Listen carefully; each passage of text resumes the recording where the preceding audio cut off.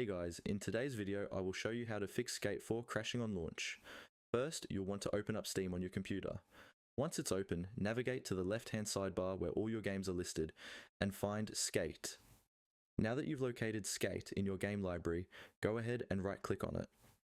This will bring up a context menu with several options to choose from. Select Properties from this menu. This action will open a new window specific to the game, which contains a variety of tabs and settings you can adjust. Next, you'll want to focus on the tab labelled Installed Files. This is your go-to section for managing the game's files and ensuring everything is properly installed. Once you're in this tab, you'll see an option called Verify Integrity of Game Files. Click on this button. What this will do is check for any missing or corrupted files within your game's installation and replace or fix them as needed. This process can take a little while, so be patient and allow it to complete before moving on. Once the verification process is over, it's time to test the game to see if it requires a patch. Sometimes, verifying the files can highlight missing patches or updates that need to be installed. If Steam prompts you to patch the game, go ahead and do that. Patching is crucial as it ensures your game is up to date and often resolves many performance and gameplay issues.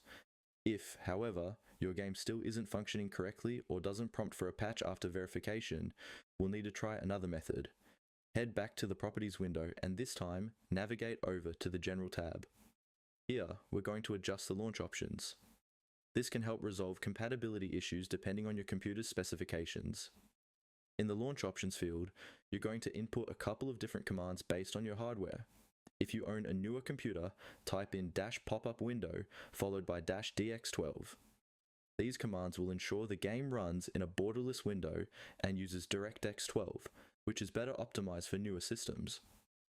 Alternatively, if you're using an older computer, replace -dx12 with -dx11.